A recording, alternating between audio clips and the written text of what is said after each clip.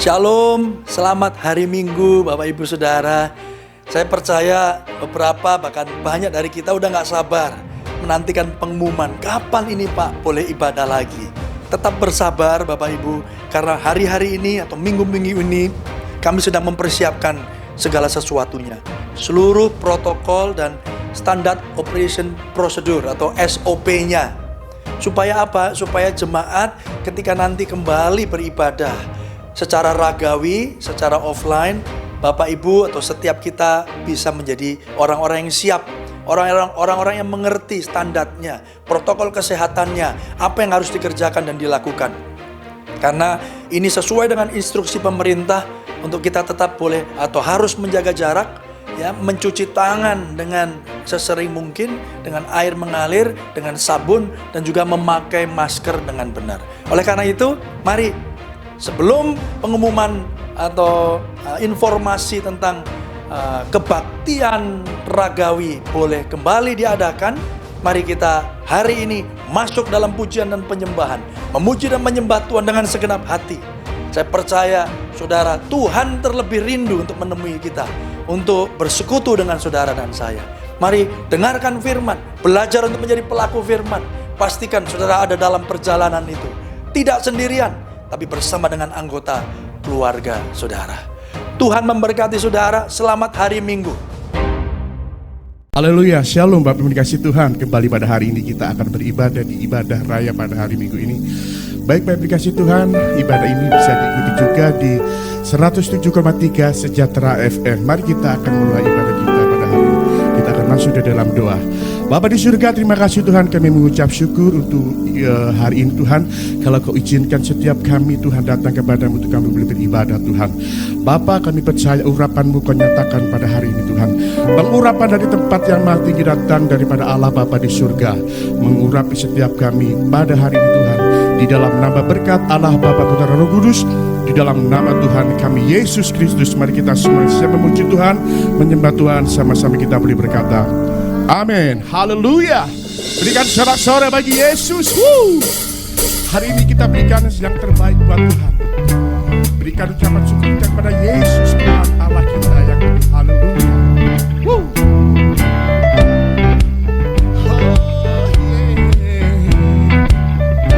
Mari kita katakan bersama, kasih yang begitu besar, kasih yang begitu besar, amin, lebih kuat dari dosa, kasih yang menemukanku, selamatkan dan pulihkanku.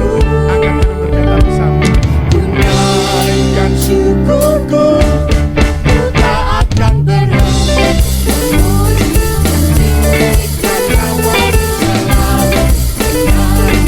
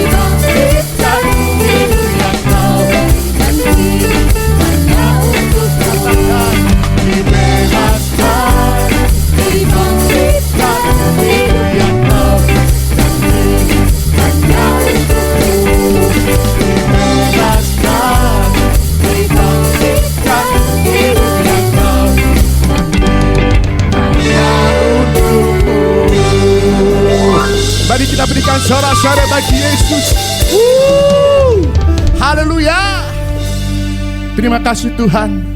Kami percaya Engkau hadir di tengah-tengah kami Tuhan. Saat ini kami lebih dalam lagi menyembah Engkau Tuhan. Urapi setiap hamba-Hambamu, anak-anakmu yang ada di rumah Tuhan. Di dalam nama Yesus. Hurapataka shandana nama shikiri shanda. Yes.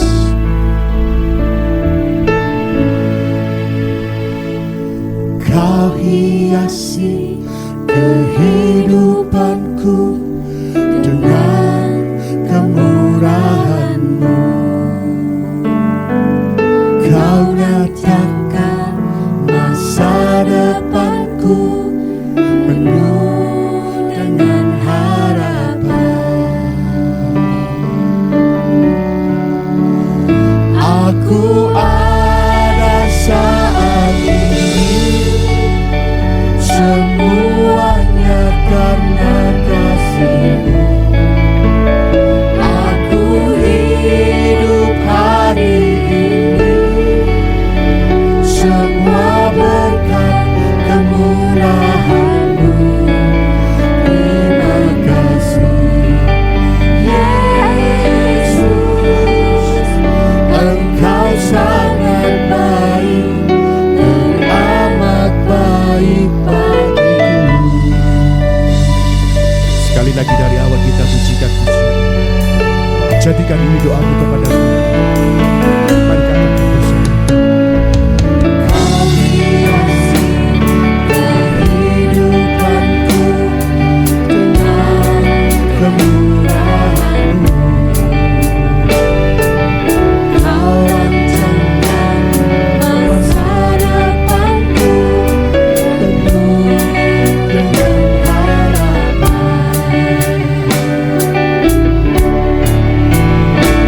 Aku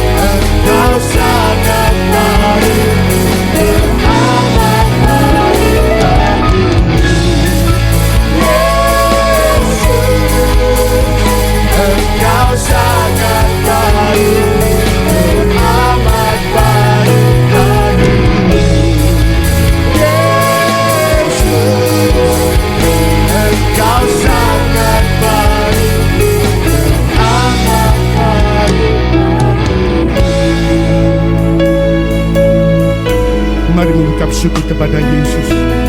Sebabkan kebaikan setiap kita ada sebagaimana ada kita saat ini. Terima kasih Tuhan.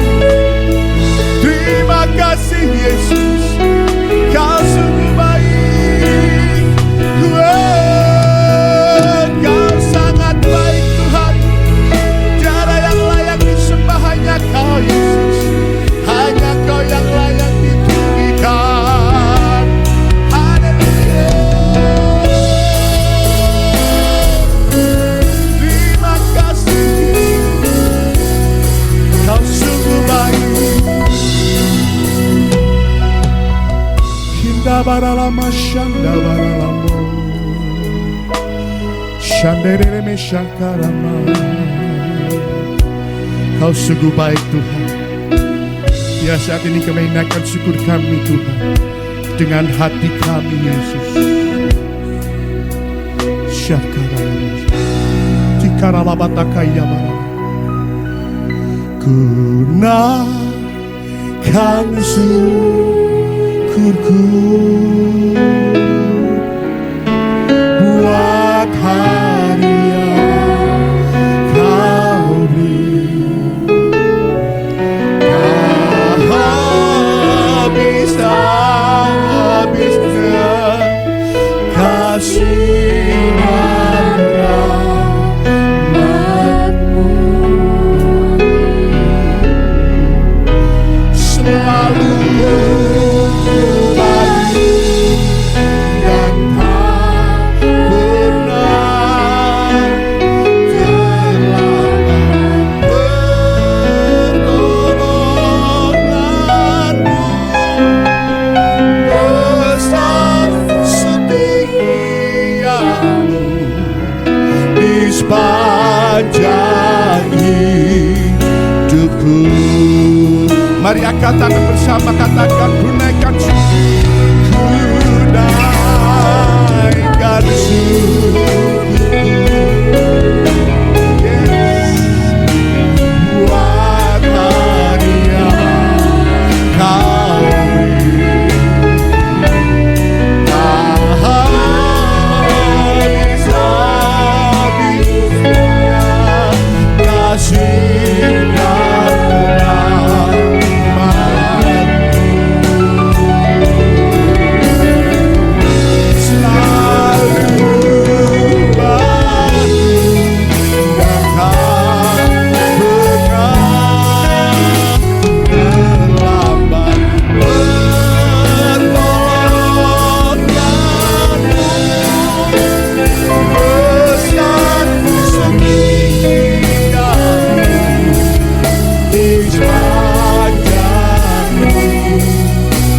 dan katakan besar setiap Tuhan. Besar setia, besar setia. Besar setia. Sekali lagi katakan besar setiamu Tuhan. Besar setiamu di sepanjang hidupku. Berikan sorak-sorai bagi Yesus. Terima kasih Tuhan. Haleluya. Terima kasih Yesus.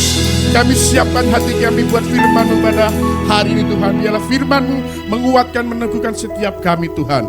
Di dalam nama Yesus, semua yang siap menerima berkat firman Tuhan, sama-sama kita berkata, amin.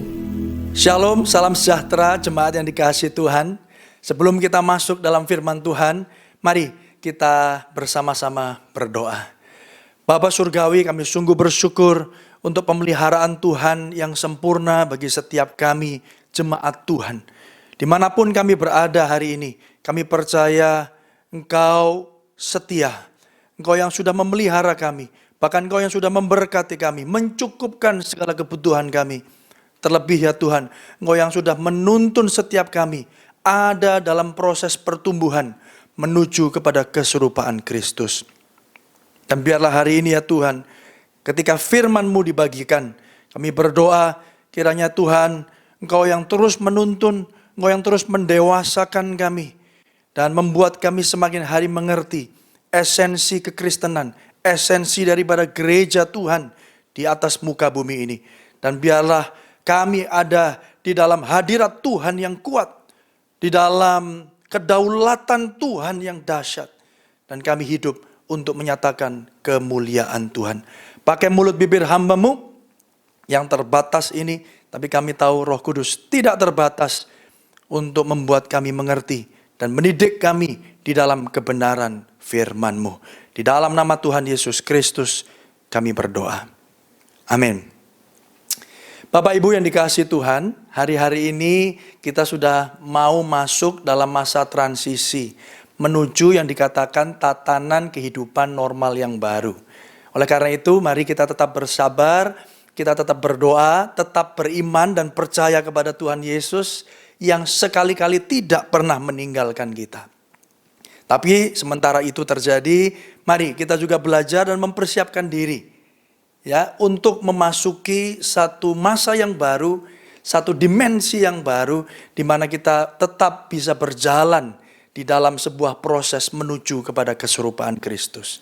Nah, oleh karena itu hari ini topik yang saya mau sampaikan adalah waktunya beda, Tuhannya sama. Karena saya percaya Bapak Ibu Saudara, dia berkata, akulah Alfa dan Omega. Tuhan itu hidup di luar daripada dimensi waktu. Tapi manusia ada pada kronos atau pada waktu yang ada ini. Oleh karena itu, mari hari ini ketika semuanya berjalan begitu rupa, kita masuk satu masa, satu babakan yang baru di dalam kehidupan kekristenan kita. Mari tetap percaya bahwa Tuhan yang kita sembah adalah Tuhan yang tetap sama. Dulu, sekarang, bahkan sampai selama-lamanya. Oleh karena itu Bapak Ibu Saudara, dalam masa-masa pandemi ini, pertanyaannya kepada setiap kita, bahkan kepada gereja Tuhan, adalah apa yang berubah di dalam gereja Tuhan pada masa pandemi ini. Dan kalau kita belajar tentang teori perubahan, saya percaya kita seringkali mendengar kata-kata ini, bahwa semuanya berubah, kecuali perubahan itu sendiri. Karena sifat dari perubahan, kalau saya simpulkan ada 3 Bapak Ibu. Yang pertama, perubahan itu konstan. Perubahan itu dapat terjadi kapan saja, dan perubahan itu dapat terjadi kepada siapa saja. Seperti yang kita alami hari-hari ini. Saudara dan saya ada dalam satu masa, satu waktu di mana tidak ada seorang pun yang luput. Tidak lagi bicara tentang epidemi, tapi bicara tentang pandemik atau pandemi. Artinya ini perubahan atau situasi yang dialami secara global. Dan ini berarti seluruh umat manusia di muka bumi ini ya hari-hari ini sedang terpengaruh. Dan ada dalam sebuah proses perubahan itu. Ingat, sifat dari perubahan itu adalah semuanya berubah. Kecuali perubahan itu sendiri, dan sifatnya ada 3, yaitu konstan, terjadi kapan saja, dan terjadi kepada siapa saja, termasuk kepada gereja Tuhan. Seperti sekarang, sudah 3 bulan ini kita mengalami satu perubahan yang sangat drastis. Dan oleh karena itu izinkan saya pagi hari ini menyampaikan hal-hal apa yang kita harus ekspektasi atau harapkan ke depan. Hal-hal apa yang kita harus siapkan ke depan dalam masa-masa perubahan ini. Karena di dalam masa perubahan ya terjadinya konstan, terus menerus, terjadinya kapan saja dan kepada siapa saja.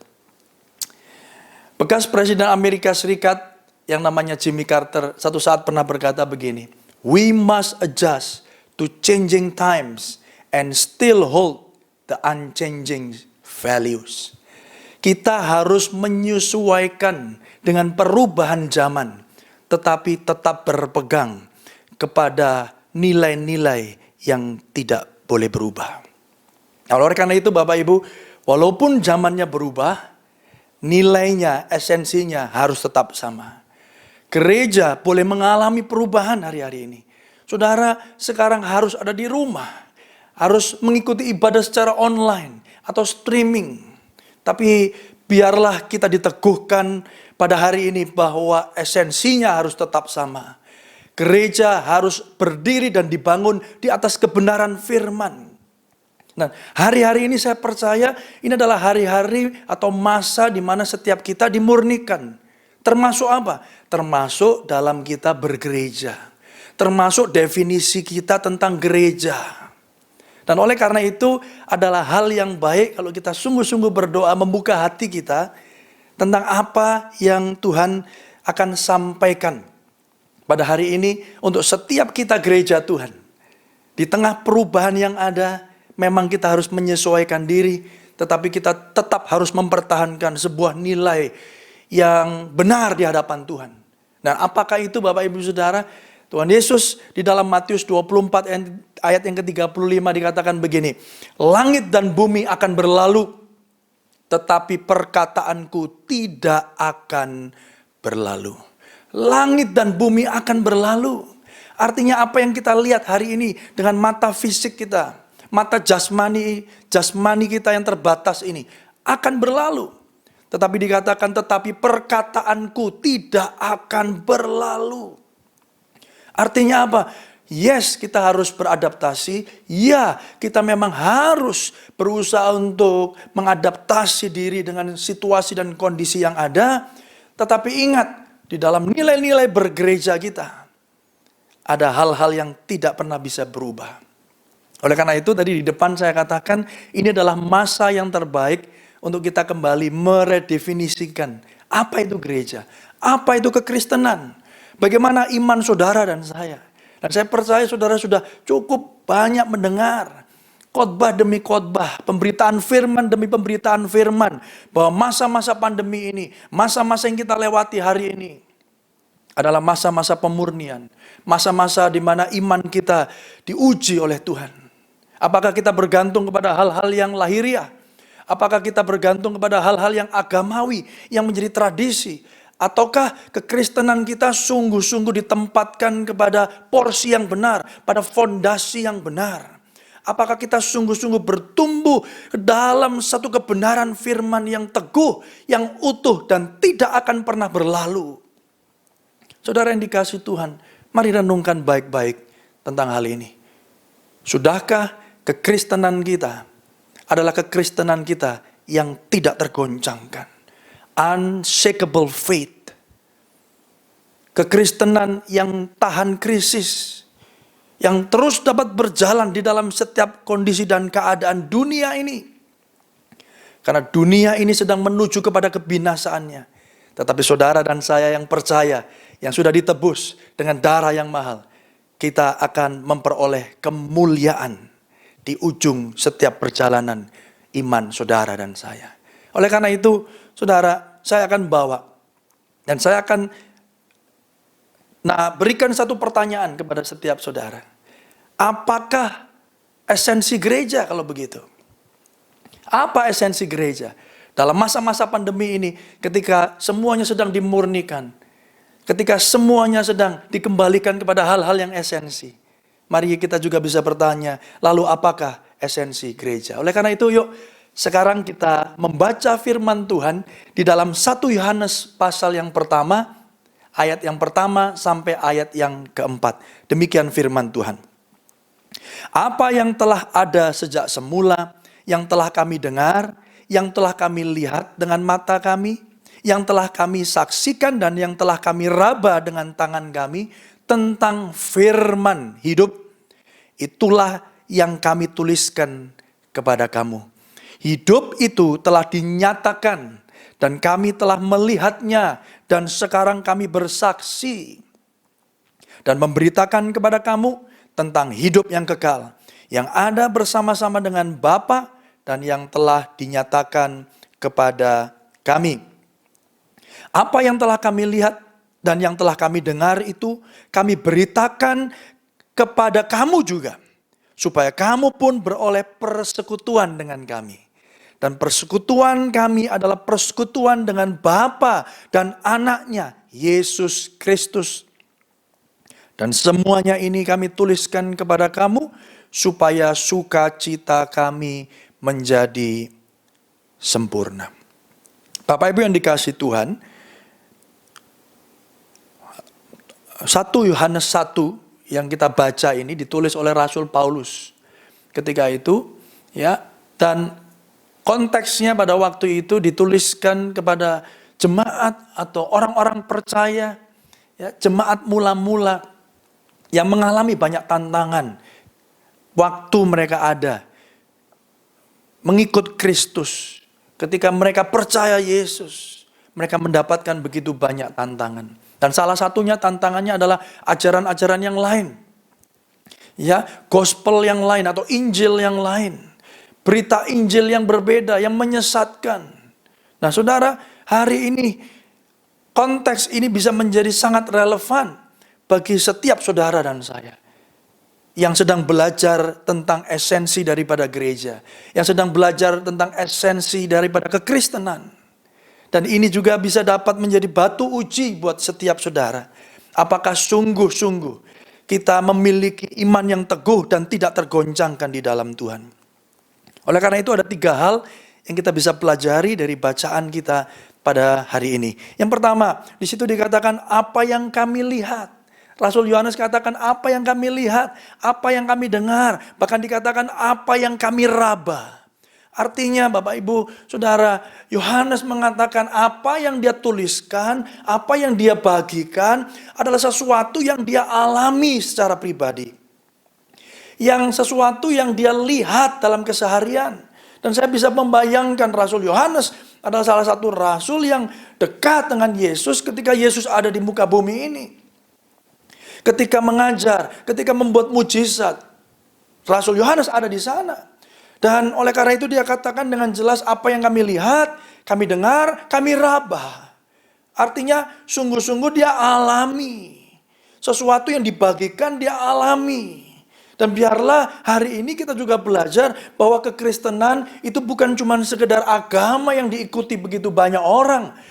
Bukan cuma tuntunan moral yang membuat saudara aman, nyaman, yang menjadi tuntunan kita untuk bisa berbuat baik, ya, hidup rukun dengan tetangga kanan kiri. Ya, kekristenan bukan cuma tuntunan moral. Bukan hanya membuat diri saudara aman, nyaman. Oh, yang penting aku bisa kerja, bisa punya tabungan yang cukup, dan aku bisa mendidik anak, dan anak-anakku bisa sekolah, dan seterusnya. Ya, menjadi sesuatu atau tuntunan untuk kita hidup di dunia ini saja.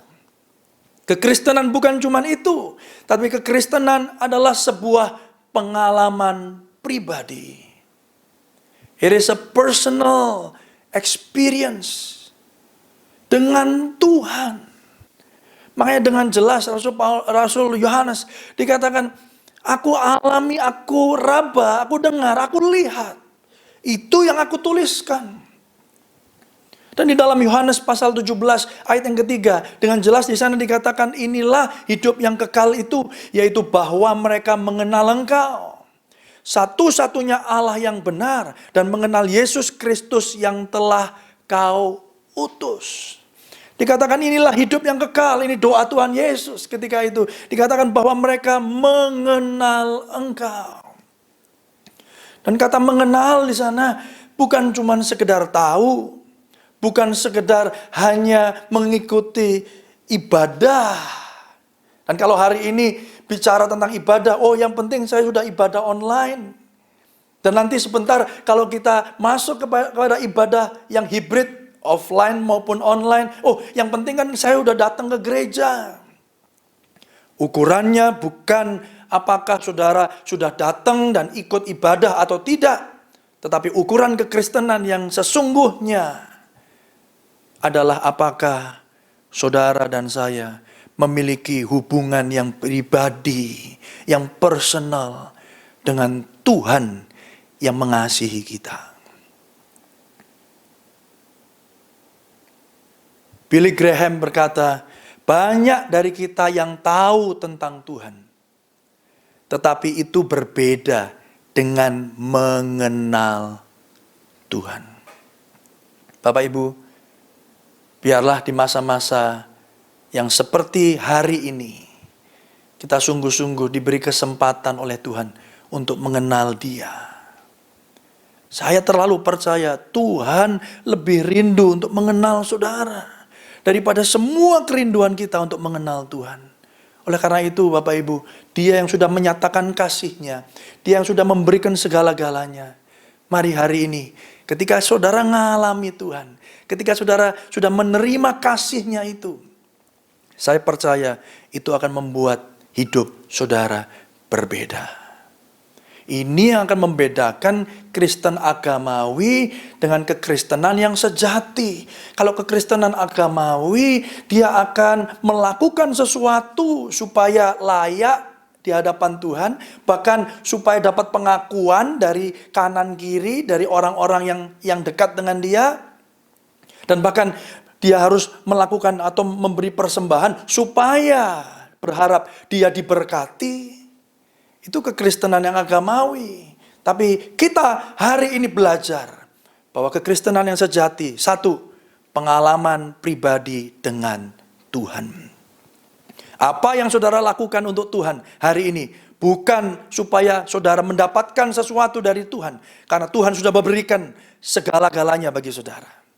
Tapi apa yang kita lakukan hari ini untuk Tuhan, kita memuji Tuhan, kita beribadah, kita memberi persembahan, adalah sebagai ucapan syukur kita. Karena kita telah mengalami Dia secara pribadi.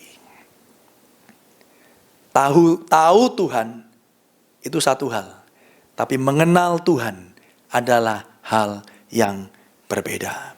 1 Yohanes 2 ayat yang ketiga dikatakan, dan inilah tandanya bahwa kita mengenal Allah, yaitu jikalau kita menuruti perintahnya. Jadi kalau kita menuruti perintahnya bukan karena kita takut, tapi karena kita mengucap syukur. Kita udah mengalami kasih-Nya begitu luar biasa, tak terhingga, tak terukur.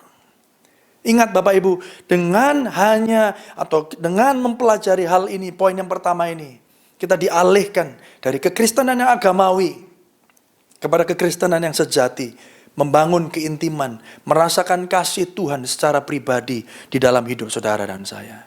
Jadi nanti ketika kita memasuki masa transisi dan mulai kembali ke ibadah, apapun metode atau ibadah yang kita akan ikuti, ingat, bukan metodenya yang dikejar, bukan caranya yang dikejar, tapi lebih kepada esensi hubungan saudara dengan Tuhan.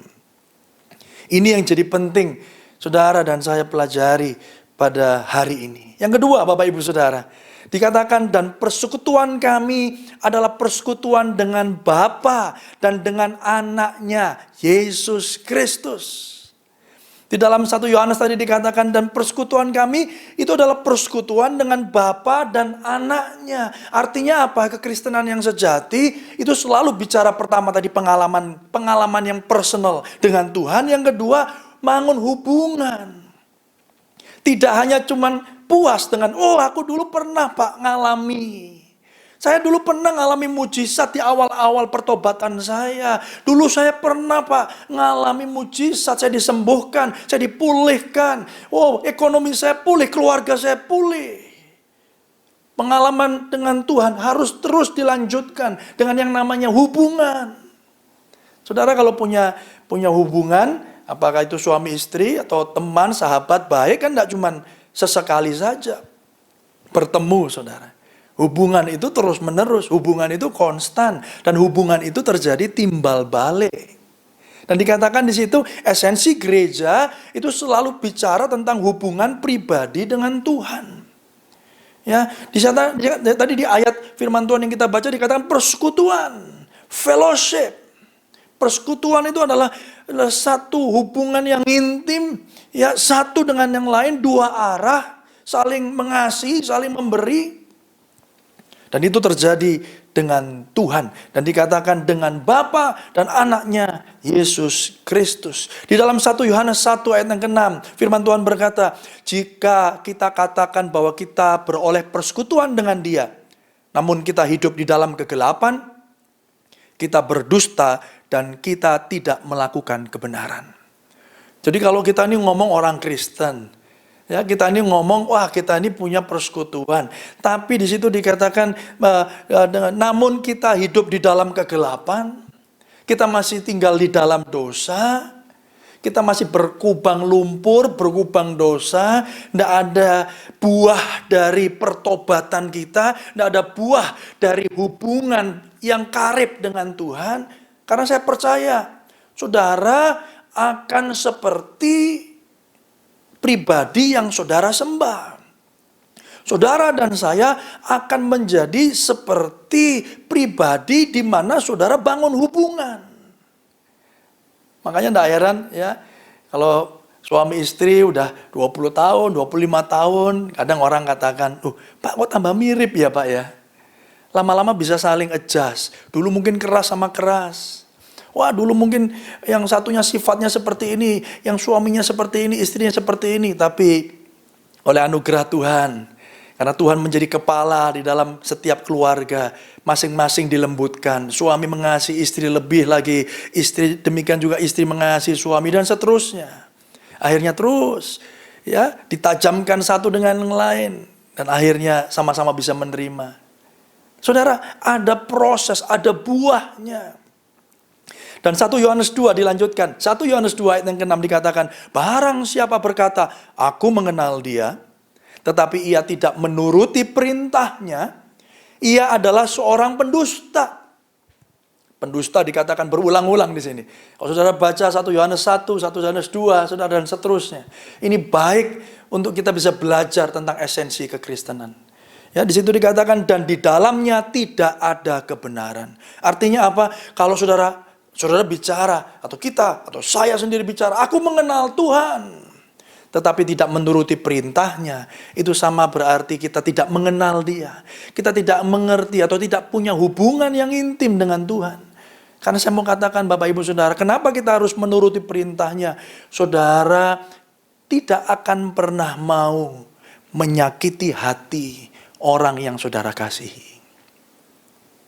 Kalau saudara semakin mengerti hati Tuhan, kalau saudara semakin mempunyai hubungan yang intim, yang karib dengan Tuhan, hal yang paling terakhir yang saudara ingin lakukan adalah menyakiti hatinya. Saudara yang dikasihi Tuhan, ini satu kebenaran yang kita harus pahami di dalam masa-masa pandemi ini. Ingat, jangan fokus kepada hal-hal yang lahiriahnya. Jangan fokus kepada hal-hal yang menjadi tradisi, karena itu semuanya akan berubah. Ya, siapa yang menyangka Bapak Ibu Saudara dalam beberapa bulan saja ya wajah daripada gereja saudara berubah total, dan hari ini saya mau kasih tahu akan berubah ke depan, akan lebih banyak yang berubah. Tapi ada nilai-nilai yang tidak akan pernah berubah. Bukan pada penampilan fisiknya, tetapi nilai-nilai yang esensi, yang penting. Dan saya mau kasih tahu Bapak Ibu Saudara bahwa hubungan dengan Tuhan yang tadi poin nomor 2 yang tadi sudah disampaikan itu yang dikatakan kemuritan atau menjadi seorang murid. Saya ulangi, saya baca di sana dikatakan kemuritan adalah proses untuk menjadi pengikut atau murid Kristus, dalam kata lain menjadi serupa dengan Kristus. Jadi kalau saudara membangun hubungan dengan Tuhan, saudara sedang diproses atau kita sedang berproses untuk menjadi serupa dengan Dia. Saya tadi katakan kita akan menjadi pribadi di mana kita bangun hubungan dengannya. Kalau kita bangun hubungan dengan Tuhan, kita akan menjadi seperti Tuhan. Kita menjadi serupa, karakter kita diubahkan. Itulah kemuritan. Kemuritan fokusnya ke dalam. Mari lanjut kepada poin yang terakhir, yang ketiga. Yang kedua tadi, ingat, bangun hubungan intim dengan Tuhan. Ya, salah satu tandanya apa? Taati, turuti firman Tuhan. Bukan supaya kita dapatkan sesuatu, tetapi kita tidak mau menyakiti orang yang kita kasih. Atau dalam hal ini, menyakiti hati Tuhan. Dan yang ketiga, supaya kamu pun beroleh persekutuan dengan kami. Ingat, hal yang ketiga yang tidak boleh dilupakan juga, kekristenan yang sejati, yang esensi adalah membangun hubungan dengan Tuhan. Yang ketiga adalah membangun hubungan dengan sesama. Ya, 1 Yohanes 2, 9, 10 dengan cepat. Barang siapa berkata bahwa ia berada di dalam terang, tetapi ia membenci saudaranya, ia berada di dalam kegelapan sampai sekarang. Barang siapa mengasihi saudaranya, ia tetap berada di dalam terang, dan di dalam dia tidak ada penyesatan. Saudara, buah atau tanda dari kekristenan yang sejati adalah membangun hubungan dengan sesama. Buahnya apa? Buahnya adalah kita dimampukan untuk mengasihi sesama kita. Bahkan mengasihi saudara kita, bahkan mengasihi orang-orang yang membenci kita. Itulah tandanya, itulah buahnya. Ya, esensi daripada kekristenan selalu dilihat dari buahnya. Kita pasti berubah oleh anugerah Tuhan yang bekerja di dalam hidup kita. Ya, jadi hubungan dengan sesama, kalau hubungan dengan Tuhan tadi katakan kemuritan pakai K, tapi kalau hubungan dengan sesama itu yang dinamakan pemuritan. Atau dalam bahasa Inggrisnya dikatakan discipleship. Ya, karena pemuritan adalah proses membawa orang ke dalam hubungan yang benar dengan Tuhan. Membangun mereka kepada kedewasaan penuh dalam Kristus melalui strategi pertumbuhan yang disengaja. Sehingga mereka bisa memultiplikasi seluruh proses ini ke dalam orang lain juga. Artinya begini, itu kutipan dari Edmund Chan. Jadi saudara ikut kelas pemuritan pasti dapat materi ini. Nah, artinya apa? Ya, discipleship atau pemuritan itu adalah begini. Membagikan apa yang kita alami. Tadi kan kita jadi murid Yesus. Setelah jadi murid Yesus, saudara dapat pelajarannya, sekarang saudara ngajari yang lain. Ini proses ini harus terus terjadi. Menerima, beri, terima, beri. Ya, belajar, belajar, mengajar. Terus begitu. Dan itu prosesnya terjadi di bawah saudara, terus terjadi seperti itu. Itulah pemuritan. Dan ini harus terjadi di gereja. Metodenya boleh berbeda-beda, esensinya harus tetap sama. Jadi kalau gereja yang sehat adalah gereja yang punya dua proses ini. Menjadi murid Kristus dan memuridkan sesama. Memang sepertinya kok diulang-ulang ya Pak ya. Bapak kok ngomongnya ini terus ya. Sesuatu yang penting saya percaya kita harus punya waktu untuk terus mengatakannya, untuk terus memperbincangkannya. Dan ini saat yang terbaik untuk kita bisa belajar kembali tentang hal ini. Jadi apa yang berubah di dalam gereja di dalam masa pandemi? Metodenya bisa berubah. Kita bisa ibadah online, bisa ibadah offline. Bisa ibadah di rumah, kalau memang situasi belum mendukung, saudara juga bisa pergi ke gereja. Nanti kalau sudah diumumkan waktunya. Jadi, tidak mengurangi keintiman atau proses saudara untuk menjadi murid Kristus. Ingat, metodenya, caranya bisa berubah, namun esensi gereja tetap sama. Menjadi murid Kristus, mengalami Tuhan, dan memuridkan yang lain. Kisah Rasul, saya tutup dengan ini, Kisah Rasul 2, dikatakan ayat 42, mereka bertekun dalam pengajaran rasul-rasul dan dalam persekutuan, dan mereka selalu berkumpul untuk memecahkan roti dan berdoa. Dengan bertekun dan dengan sehati mereka berkumpul tiap-tiap hari dalam bait Allah. Mereka memecahkan roti di rumah masing-masing secara bergilir dan makan bersama-sama dengan gembira dan dengan tulus hati sambil memuji Allah. Dan mereka disukai semua orang, dan tiap-tiap hari Tuhan menambahkan jumlah mereka dengan orang yang diselamatkan. Saudara bisa lihat di situ, mereka bertekun ya dan bersehati, berkumpul tiap hari di bait Allah, tapi juga mereka bergilir makan bersama, mecahin roti di mana? Di rumah-rumah. Dan ini terjadi, konteks ini terjadi sebelum jemaat mula-mula ngalami aniaya. Dan setelah alami aniaya, apa yang kita lihat firman Tuhan yang kita baca ini berubah lagi. Mereka tidak lagi bisa ke bait Allah, karena setiap kali ke bait Allah mereka akan ditangkap, mereka akan dianiaya, mereka pergi. Tapi yang tidak pernah berganti adalah fellowship-nya, persekutuannya. Mereka ada di rumah-rumah, tetap melakukan hal yang sama, persekutuan bersama dengan Tuhan, persekutuan dengan sesama. Saudara, bukan tempatnya atau metodenya yang penting, tapi esensi hubungan atau persekutuannya yang utama. Metode boleh berubah, tapi persekutuan dan esensi hubungan harus tetap sama. Dan biarlah sesuai dengan tema kita tahun ini, dan saya percaya itu datang daripada Tuhan. Bahkan tema ini sudah disampaikan kepada setiap saudara sebelum COVID-19 ini ada, yaitu pressing forward with humility. Maju terus dengan kerendahan hati. Majunya tidak sendirian, majunya bersama-sama. Bersama Tuhan kita bangun hubungan keintiman, tapi juga dengan sesama sebagai satu komunitas kecil dalam sebuah gereja. Mari melalui kesempatan ini, saudara yang belum punya komunitas kecil, komunitas bertumbuh bersama. Kalau di keluarga DSCM dikatakan mesbah keluarga, atau murid Kristus, atau MK, atau yang anak-anak muda Unity, apapun namanya, punyalah teman seperjalanan. Jangan sendirian, saudara jangan sendirian berjalan dalam kekristenan pertumbuhan iman saudara. Mari ajak teman-teman yang lain bertumbuh dalam sebuah komunitas yang sehat, menuju kepada keserupaan Kristus bersama-sama. Saudara, dan saya percaya kita memakai kesempatan ini untuk terus bertumbuh, untuk terus melihat kemuliaan Tuhan di dalam setiap kehidupan saudara. Dan proses itu terus terjadi di dalam hidup kita, sampai saudara dan saya ditemukan tak bercacat dan tak bercela. Tuhan memberkati saudara. Mari kita berdoa. Bapa, kami bersyukur dan menyerahkan setiap jemaat-Mu yang hari ini sedang mendengarkan firman. Kami berdoa, dan biarlah setiap firman yang kami dengar dimeteraikan di dalam loh hati kami, supaya kami semakin mengerti ya Tuhan.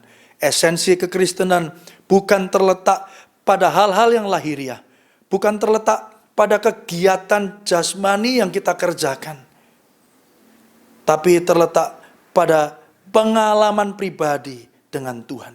Membangun hubungan dengan Tuhan dan membangun hubungan dengan sesama. Tuhan, kiranya hari ini kami dimampukan untuk dapat melihat apa yang menjadi kerinduan Tuhan bagi setiap jemaat-Mu.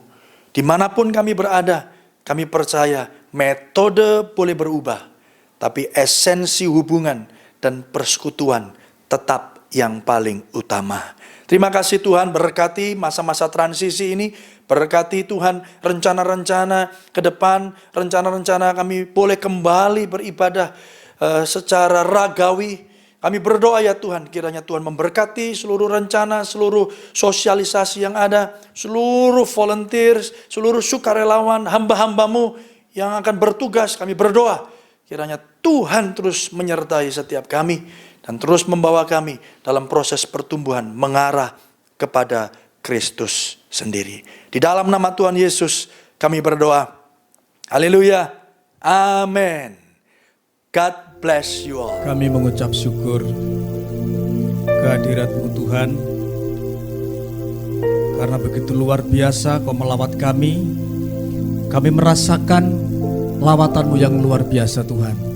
Kami percaya Tuhan, lawatan-Mu juga sampai kepada jemaat-Mu yang saat ini beribadah di rumah masing-masing. Kami percaya sekalipun kami tidak bisa berkumpul, tapi kami percaya lawatan Tuhan yang mengumpulkan kami secara roh ya Tuhan. Karena lawatan-Mu yang memberikan kekuatan bagi kami. Lawatan-Mu juga Tuhan yang membangkitkan setiap roh kami tetap bernyala-nyala bagi Tuhan. Terima kasih untuk kebaikan Tuhan. Terima kasih untuk berkat-Mu ya Tuhan. Terima kasih juga untuk firman-Mu. Kami percaya bahwa firman-Mu lah pelita bagi jalan kami, terang bagi jalan kami. Terima kasih, kami bersyukur Bapa, kami membawa bangsa kami Indonesia. Tuhan, saat ini kami bangsa Indonesia sedang menghadapi wabah COVID-19 Tuhan. Kami percaya tidak ada sesuatu pun yang kebetulan. di muka bumi ini. Kami sangat yakin dan percaya bahwa Tuhan berdaulat atas bangsa kami, Tuhan berdaulat juga atas keadaan negeri kami. Dan kami percaya Tuhan bahwa kami bersandar kepada Tuhan. Dan kami percaya Tuhan bahwa kuasa-Mu tidak tergantung pada keadaan kami, tapi kuasa-Mu tergantung kepada kasih Tuhan yang luar biasa kepada kami Bapa. Karena kami tahu bahwa besar kasih setia Tuhan, bahwasannya untuk selama-lamanya kasih setia-Mu. Tuhan, kami serahkan bangsa kami Indonesia, kami serahkan pemimpin bangsa kami, presiden, wakil presiden, para menteri, juga bagi gugus tugas penanganan percepatan COVID-19 ini Tuhan. Tuhan, Kau berikan hikmat-Mu Tuhan, supaya apa yang menjadi keputusan mereka, apa yang mereka tempuh Tuhan, semata-mata karena hikmat yang datangnya daripada-Mu ya Tuhan. Kami percaya Tuhan bahwa kuasa-Mu tidak terbatas, kuasa-Mu menjangkau setiap umat manusia. Engkau sanggup membuat hati seseorang menjadi keras, tapi Engkau juga sanggup melembutkan hati seseorang. Oleh sebab itu Bapa, biarlah Engkau memberkati, Engkau juga memimpin setiap pimpinan-pimpinan kami, baik di level gubernur, wali kota, dimanapun kami tinggal Tuhan. Karena kami tahu saat ini kami semua, pemimpin-pemimpin kami sedang terfokus untuk menangani wabah COVID ini Tuhan. Biarlah Tuhan, oleh karena hikmat-Mu, oleh karena kuasa-Mu, pandemi ini bisa segera berlalu Tuhan. Juga Tuhan, Kau memberkati bangsa kami, memulihkan negeri kami ini Tuhan, memulihkan ekonomi. Kau memberkati para pelaku-pelaku ekonomi, sehingga biar Tuhan perekonomian negeri kami segera bisa dipulihkan, dan keadaan-keadaan semua bisa kembali normal ya Tuhan. Kami percaya Tuhan, sekalipun kami saat ini belum mengerti maksud Tuhan dengan keberadaan kami, dengan keberadaan pandemi ini, tapi kami percaya sesuai dengan firman-Mu bahwa segala rancangan-Mu adalah rancangan damai sejahtera, bukan rancangan kecelakaan bagi kami Tuhan. Terima kasih Tuhan Yesus, terima kasih. Kami memberkati juga kota kami Surabaya, dan juga kota-kota di mana kami tinggal, dimanapun kami tinggal, biarlah damai sejahtera-Mu ada di kota kami ya Bapa. Karena kami percaya damai sejahtera kota di mana kami tinggal adalah damai sejahtera juga bagi setiap kami. Tuhan, kami memberkati umat dan jemaat-Mu, gereja-gereja Tuhan, dimanapun gereja-Mu berada. Tuhan, biarlah pada saat pandemi ini Tuhan, sinar kasih Kristus semakin nyata bagi dunia ini. Tuhan, biarlah Kau memakai gereja-Mu, umat-umat-Mu, jemaat-Mu, bahkan hamba-hamba Tuhan, Kau pakai untuk saluran berkat-Mu bagi negeri kami, untuk juga menyalurkan berkat terang Tuhan, garam Tuhan bagi negeri di mana kami tinggal Bapak. Terima kasih. Kami juga memberkati Gembala Sidang kami, Gembala Senior Pendeta Sudi Dharma, juga Wakil Gembala Pendeta Erlangga Tuhan. Kau berkati keluarga yang luar biasa ini Tuhan. Biarlah semakin hari roh hikmat-Mu Kau curahkan semakin luar biasa, sehingga pelayanan dari hamba-Mu semata-mata hanya untuk kemuliaan nama Tuhan. Terima kasih Tuhan Yesus, terima kasih. Kalau sebentar Tuhan kami akan memberikan korban persembahan kami. Tuhan, persembahan kami adalah bukti kasih kami kepada Tuhan. Oleh sebab itu Bapa, biarlah persembahan kami berkenan di hadapan-Mu. Terima kasih Tuhan Yesus, terima kasih. Kami berdoa juga sebagaimana Tuhan ajarkan kami berdoa. Bapa kami yang di surga, dikuduskanlah nama-Mu, datanglah kerajaan-Mu, jadilah kehendak-Mu di bumi seperti di surga. Berikanlah kami pada hari ini makanan kami yang secukupnya, dan ampunilah kami akan kesalahan kami, seperti kami juga mengampuni orang yang bersalah kepada kami. Dan janganlah membawa kami ke dalam pencobaan, tetapi lepaskanlah kami daripada yang jahat, karena Engkaulah yang punya kerajaan dan kuasa dan kemuliaan sampai selama-lamanya. Amin. Bapak Ibu Saudara yang dikasihi Tuhan, kita sudah memuji dan memuliakan Tuhan. Kita masuk dari dalam hadirat Tuhan dan menikmati bait-Nya, mendengarkan firman, belajar untuk menjadi pelaku firman. Dan sekarang kita mau berdoa untuk menerima berkat yang datang daripada Tuhan. Mari kita berdoa. Bapa, kami sungguh bersyukur untuk waktu dan kesempatan kami dapat beribadah ya Tuhan. Di dalam segala keadaan kami percaya Tuhan menyertai setiap kami. Tuhan yang menjadi tempat perteduhan kami. Tuhan yang melindungi kami. Bahkan Tuhan yang memimpin setiap jalan kami. Tuhan, biarlah manusia batiniah kami hari ini dibangun, bertumbuh mengarah Kristus Yesus Tuhan. Dan kami berdoa ya Tuhan, kiranya bila sebentar kami mengakhiri ibadah ini, berkat Tuhan turun limpah atas setiap kami. Mari buka kedua belah tangan saudara, buka hatimu. Percayalah Tuhan memberkati setiap kita. Tuhan menyinari engkau dengan wajah-Nya dan memberi engkau kasih karunia. Tuhan menghadapkan wajah-Nya kepadamu dan memberi engkau damai sejahtera. Tuhan memberkati ketika engkau masuk, memberkati ketika engkau keluar, memberkati pekerjaan, pelayanan keluargamu diberkati Tuhan. Memberkati masa-masa transisi menuju tatanan kehidupan normal yang baru. Apapun itu, Tuhan menyertai setiap saudara. Terimalah berkat ini hanya di dalam nama Bapa, Putra dan Roh Kudus, di dalam nama Tuhan Yesus Kristus.